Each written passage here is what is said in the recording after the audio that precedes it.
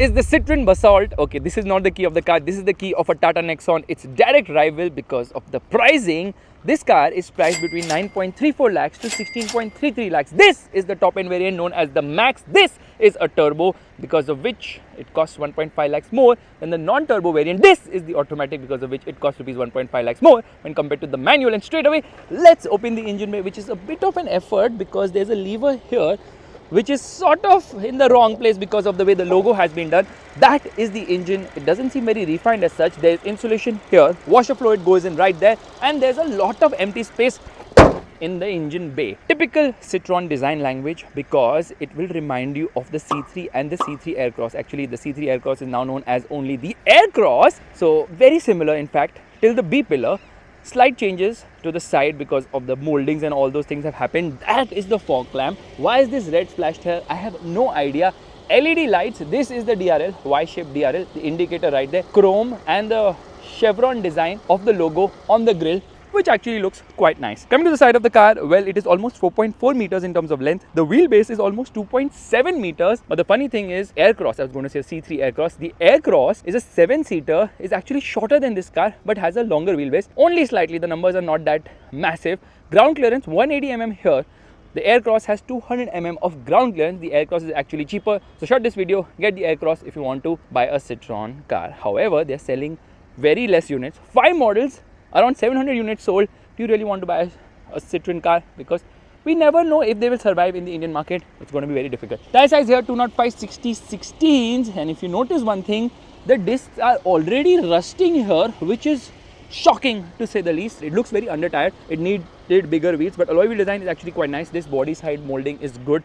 Sort of a squared wheel arch. This is the dual tone, which means 24,000 more for the dual tone color, wherein you get black treatment on the outside rear view mirrors as well as on the roof of the vehicle. Black color finish on the B pillar, and then this nice design element here. Now this is a coupe SUV. How can this be an SUV with front wheel drive? But anyways, this is a coupe.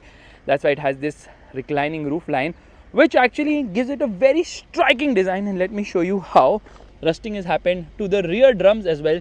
This car needs rear disc brakes, although in terms of safety it has performed decently well. Coming to the rear, that is the highlight of this car. It actually looks quite nice if you are into such things.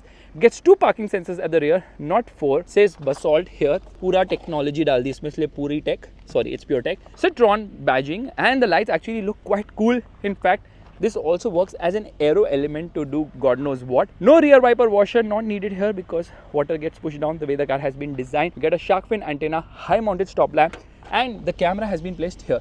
Faisal Khan's fingers of truth always hunting for the exhaust, which is on the other side. Obviously, you can see the underbody. And let's straight away open the boot of this vehicle, which is actually decent size at 470 liters, but the loading lip and the loading area is actually quite small, and I don't know what are these packets.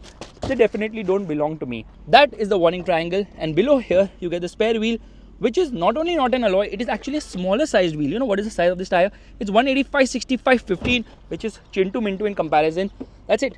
That's all I have to say, but I can just kick this. Oh my god, that did not work. Had I opened it, I don't know why it did not work. But anyways, let's shut this. And there it shuts with a bang. So the car definitely feels strong. Okay, let me show you more rusting. So much rusting, which is very surprising. And these flap type door handles, they also look quite cheap here. Let me push this down because it's a one-piece recline. No 60/40 happening here, which is again disappointing. The way they cut cost now is shocking. Isofix child seat mounts. Center passenger does not get a head because there's no headrest. Winged rear headrest, which is cool. You get a center armrest with twin cup holders, sort of a phone holder, scooped out seat back, magazine holder here. Seat belts obviously do not get the height adjust function, but there's good amount of space. And this car's got 6 airbags. Wow, what a revolution. There's a handle to hold on to. In fact, power window switches are on the door. Again, another revolution. So this car has less of a cost cutting. The dashboard will remind you of other Citroen models in India. Rear AC vents. 2 USB-A charging sockets, no USB-C in this car, and this protrudes. There's a slight hump here, which means center passenger is not going to be happy here. Light placement here on the top, and this also protrudes, so again center passenger is not going to be happy. Headroom seems decent. Space is actually quite good. Under thigh support is also impressive, and here it says airbag 2. In fact, it has got a nice feature unheard of, which is adjustable under thigh support, so you can just put it up in 4 steps, and then okay, I went too far. Look at this. This is to improve the under thigh support, although it works sometimes. It doesn't really work for everybody. Doesn't really work for me. However, I keep complaining about underside support, so let's use it right away. And no, that's come down 2, 3, 4. Yeah, that is definitely a good feature to have. So this one seems to be there only in certain variants, but I'm not complaining because it is actually quite useful. Let's get to the front. Feels quite solid, this car. Shuts with a proper third. I like it. Now the thing is that Citroen has been cutting costs right, left and center. The reason I was showing you the key of the Tata Nexon was because this car does not have keyless entry. It does not have push button start, so you have to use the button to unlock the car, and you don't have a request sensor because it doesn't have that feature. There's a dead pedal there. This is the weirdest way to adjust the headlight leveling. This has stop start system, this is for child lock, and this is for the adjustment of the outside rear view mirrors. Illumination on all the 4 power windows, one touch for all the 4 power windows, which is not working right now. I don't know. Okay, I pressed this button or what? Yeah, did I lock it? Yes, I did. I was wondering, it was working till some time back.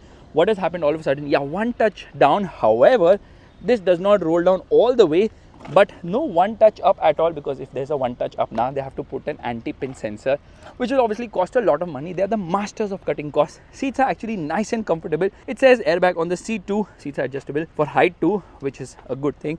This is the key of the vehicle, which is a flip type key, not the cheap key which we are used to seeing with Citroen cars. And the glove box is decent size. In fact, the first aid kit is as cheap as it gets. Yeah, it feels like it has come from Tata Motors. Yeah, they also have a very cheap first aid kit. Some storage space here. Can you put stuff there? Not really. I like the aesthetics of the dashboard. There is no sunroof. There are no ventilated seats. No USB-C because this is a regular USB-A. There's a 12-volt charging socket. It gets a climate control air conditioning system. Physical buttons work fantastically well. I really like it. Some storage space here. Wireless charging pad, which actually has the Citroen logo right there. Some storage space here as well. Manual handbrake, gas selector, twin cup holders. So yes, it's practical in terms of storage space, which is such a good thing. No auto dimming mirror. Light placement here on the top. There's a mirror here. There is no mirror on this side. Let's shut the door and bang! That was solid.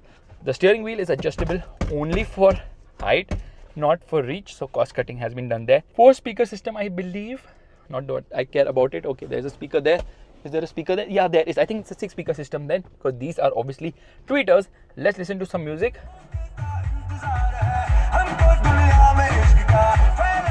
We needed a physical switch for the audio system because it's very cumbersome to use it from there or from here. These are obviously for the audio controls and for the phone controls. This is for this particular screen, which is actually a 7-inch unit, which is decent. You have a lot of information here. You can browse through a lot of stuff, but there's just way too much text. It has a tire pressure monitor. That is a tachometer. I can get into the menu and get into various settings of this vehicle, decide how I want a lot of stuff to work. Yeah, that's actually nice. And there's actually multiple themes here. So right now we are in the regular theme. Let me get into the khaki theme. Yeah, this is the khaki theme. It looks okay, nothing great.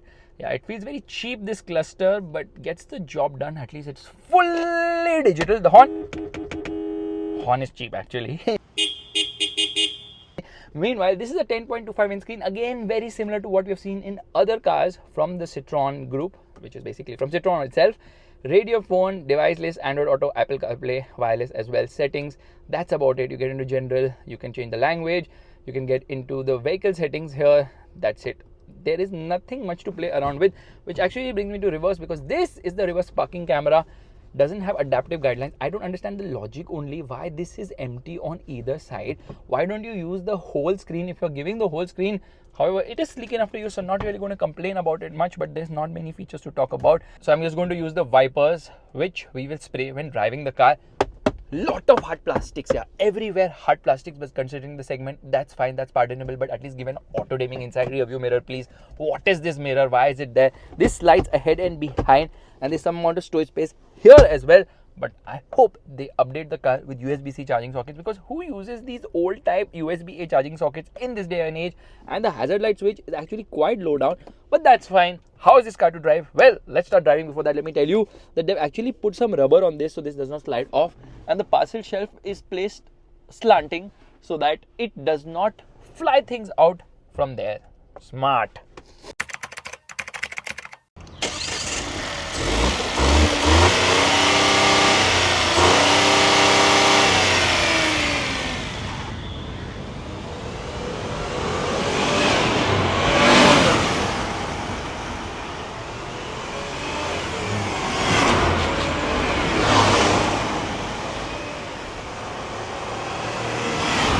All right, let's turn on the car. It actually tells me which door is exactly open. This gets a flip key now, so the key has been updated. Earlier one, the cheap key was really bad. Unlock the car, lock the car, a dummy button in the center. But why do I have to put the key inside? I actually got into the car the very first time, unlocked it with the key. First it was in my pocket. I was like, क्या है? Keyless है. Then I sat inside and I'm like, where's the push button start? I had kept the key somewhere here. Then I'm searching for the key. So that's something which is weird. It shows the Citroen logo right there. We turn off the air conditioning. We get into drive mode and all of a sudden it is saying start and stop is off. But did you hear some sound? Because it makes this weird sounds of seatbelt reminders because there are no load sensors at the rear, which is really stupid and kind of cost cutting, which frustrates you. Now it's going to keep beeping. The only thing is the beep is not continuous. There's a 1 second gap between the beeps. I'm driving on this rough sort of a road and trust me on this, the ride is actually very good. Citroen makes amazing suspensions and that is something you realize anytime you drive the car because it is absolutely smooth. It's gliding over the worst of roads. So till this nonsense continues for a minute or so, we'll just take it easy. The steering is slightly heavy. It's not that light as such, but it weighs up decently well. But you'll get used to the steering wheel. It's actually a good steering, I feel. And the suspension is just awesome, but it's under tired. It needs bigger tires. People were comparing this car to the Tata Curve. The Tata Curve has 18-inch wheels. This car comes on 16-inch wheels. That's how under tired it is. However, the गाड़ी का नाम क्या है? Basalt. Basalt actually a fantastic riding car only because of the high profile tires. Not really, it's also because of the good suspension. I think finally the sound has turned off. So here we up the pace. Look at the way it goes. It's very impressive. The only problem is that the suspension gets quite noisy. This is a proper test of this car on the worst of roads and it performs very well. There's just one nozzle which puts out 2 sprays. So yes, another way of cost cutting. They find ways to cut costs, Citroen. That is their USP. I think they know where they can cut costs, where customers will not feel bad, but customers are feeling bad. So they kind of messed up there. Anyways, the engine has some sort of vibrations lower down, but it becomes smooth as you rev it. So the engine smoothens out as you pick up the pace. So that's something I have to admit. Meanwhile, someone's ready to take some photos of mine. Let's quickly take a U-turn, which will also show me how is the turning radius of this car. That's a different thing of taking a U-turn by hitting a few trees ahead. And this gear lever is kind of rubbish to operate. Why can't it be smoother? It kind of reminds me of the Toyota gear levers because the Toyota gear levers are obviously very horrendous to use and off we go. So the car doesn't feel like it looks. I mean, it looks sort of masculine, but doesn't feel that heavy at all. Feels light only, and that's also because of the CMP platform which underpins it. Same one which underpins the C3, the EC3, the Aircross as well. And now they have 5 cars, and they sell 700 units. The maths is definitely not mathing. I don't know how long Citroen will be, Citroen, whatever you want to call it, is going to be able to survive with such kind of sales because 700 units is nothing for 5 models. Yeah, absolutely atrocious. Cars are good, but you know, Citroen's whole logic is we should give a very attractive price point, removing all the features. Indians are not price conscious. Indians are value conscious. Anyways, enough of this yapping. Let's talk about the engine. The 2 engines. There's a 1.2 liter NA engine, 82 horsepower and 115 Newton meters of torque. Okay, let's quickly do the brake test. And because of the soft suspension, there is the problem of heavy nosedive under heavy braking.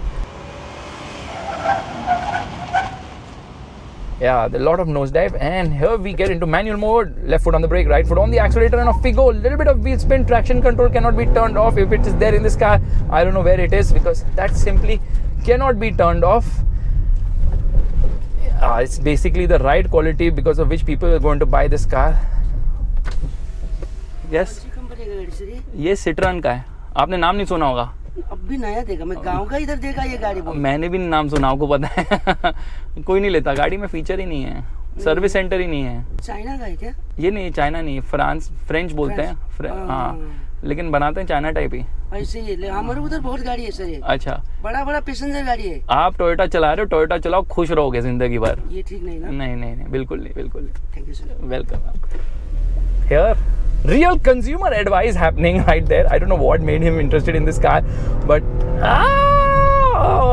manual mode, giving me manual control of things, which is such a nice thing.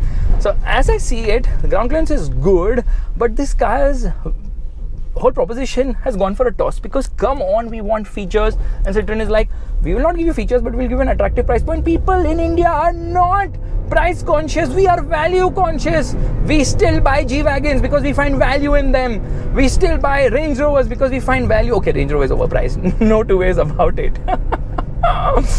The genuine problem I feel with this car is the engine. Okay, the turbo engine is better, but do not even think in your wildest dream to get the NA engine, because 82 horsepower and 150 Newton meters is nothing.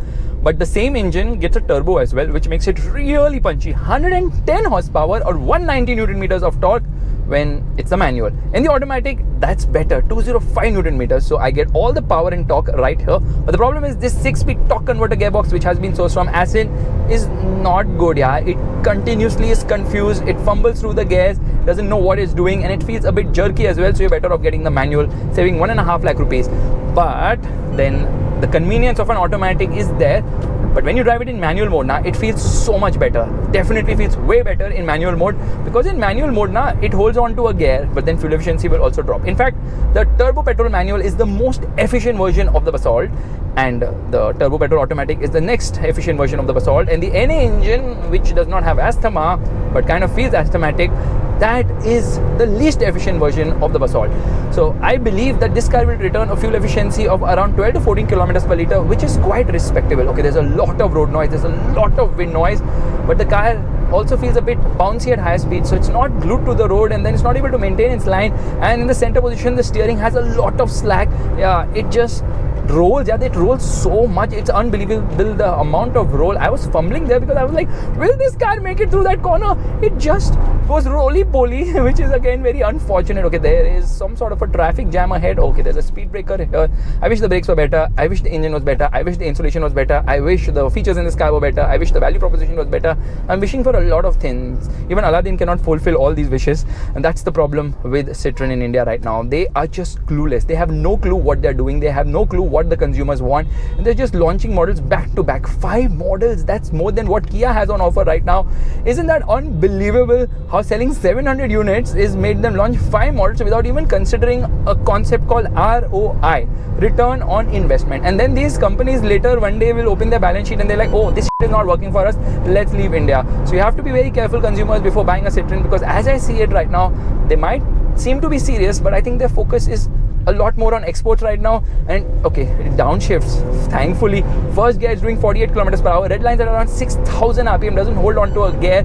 We need paddle shifters here. Paddle shifters are also missing, and it crosses 100 kilometers per hour in 3rd gear. So I think it's time we should turn on a specialist timing gear to see how fast it goes from 0 to 100 kilometers per hour. It's going to take some time for the GPS to activate, and it's going to take me some time to reach a flat patch of road where I will definitely give it the beans to see how quickly it accelerates, because I believe that this car is quite light and the engine is quite punchy. In fact, this is one of the best riding cars in the segment. This is also one of the best 3-cylinder engines in the segment in terms of punch and performance, because it feels punchy, it feels eager, it feels enthusiastic. And this car's got star rating in terms of both adult and child occupant safety, which is actually a good thing. Will that boost the sales of this car? I am not too sure, yeah, because the Citroen brand is a relative unknown. They should have actually got a very how do I put it, something out of the world just to woo people what Citroen can do, but they did not do that. Instead they got the C5 Aircross, thinking C5 Aircross देख के लोग हमारी C3 लेने वाले हैं. ऐसा बिल्कुल भी नहीं हुआ और होने भी नहीं वाला है. Come on, use common sense. If it was that easy to sell cars,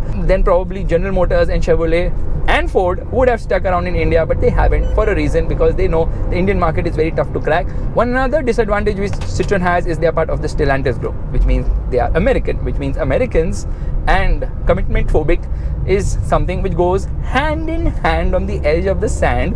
Okay, now the engine does feel strained in the higher end of the rev range, which is a bit of a problem. We're going to come to a halt here, hazard lights on, and we're going to try to launch it on a flat patch of road, which is right next to that tempo. That's the indicator for a flat patch of road. Otherwise, I don't want the car to get an advantage by going through a slope and accelerating from 0 to 100 kilometers per hour faster than it really can. Hazard lights off, air conditioning off, left foot on the brake, right foot on the accelerator, and off we go. I can't believe it. There was some amount of wheel spin, which is actually quite a good thing. And we shall hit 100 kilometers per hour now. 12.19 seconds, which is quite quick, but there was a disadvantage for the car because it was going against the slope, is what this specialist timing gear is telling me, which means it's going to go even faster than that. That's quite impressive. And no tire noise as such, because the tires offer a decent amount of grip as well. This car is available in 8 variants, but it does not compete with the Tata Curve, unlike what most people believe. This car will actually compete with the Tata Nexon, even though the Nexon is in another segment size-wise, because that's sub 4 meter, this is above 4 meters. Purely because of the pricing. The Nexon starts 6,000 more than the Citroen Basalt for the lower variants, but goes a lot more higher for the higher variants, because obviously it comes with a lot more features compared to the Basalt. However, there are certain variants which obviously overlap in terms of pricing. And then the Nexon is available with a diesel engine, it's available with CNG, petrol, and obviously electric too. So there are a lot of options for the Nexon, but then technically it's not a coupe roofline. But then obviously the Curve has a coupe roofline, and the Curve is also having some variants which overlap the same pricing, which means are you better off with the Curve? Probably, if you want multiple engine options, because the petrol has multiple options. Both are turbos, 2 petrol engine options offered by Tata Motors. That's a lot. Was it needed? Probably not. But still, even after having 2 petrol engines on offer, Tata Motors Curve's petrol performance isn't that great. There's a diesel, there's obviously electric, and then I think they're also going to come up with the CNG variant. Tata Motors should now bring a hydrogen version of their cars, because the options are limited now. Sarcasm kicked in, yo. Such a nice time to be driving, because it's a beautiful sunset right now, which actually brings me to the question which all of you are going to ask. Since I have a specialist timing gear, I'm going to ask you, should you buy it, should you consider it, should you avoid it, or should you straight away go ahead and buy it? I feel you cannot go ahead and buy this car right away, but you can definitely consider it if you are on a budget. If you want something which has this different type of a design, then yes, the Basalt is worth considering, because obviously the Curve is a lot more expensive, so you can definitely consider this car. But I'm hoping Citroen expands its service network, because sales and service is another hiccup with Citroen. What they should do is they should merge Citroen, Jeep, Fiat dealerships, but Fiat ceases to exist in India. But still, they should merge all their dealerships together and just have a Stellantis dealership. But the problem there is now it will start cannibalizing. People who will come to buy a Jeep, they don't have any car to look at from the Citroen brand. Okay, the C5 Aircross is there. But the problem is not many people go to buy a Jeep. So they have a bigger problem. And the only way to counter that problem is by launching path-breaking products in the Indian market. Like Toyota launched the Innova, path-breaking product. Ford launched the EcoSport, path-breaking product. Maruti launched the Espresso. No, just braking product, no path there. And obviously they need to get into a segment which nobody has, because this segment which they've got into, obviously now Tata Motors has also got into their segment. But then the problem is not the Curve, the problem is the Nexon. So many variants, so many options, and Desh Ka Loha. At the end of the day, not everybody likes French people. And on that disappointment, it's time to end. Thank you so much for watching. If you like this video, make sure to give the thumbs up, that's a like button, and also subscribe to the channel. I will stop and launch it one more time, but the problem is this road is going downward, but it's still quite a quick car, which really impresses me. The kind of fun you can have with the Basalt really makes me believe that Citroen can do wonders, only if they get their pricing and feature set right. Because the pricing is right, with the feature set, the C5 Aircross pricing is not right there.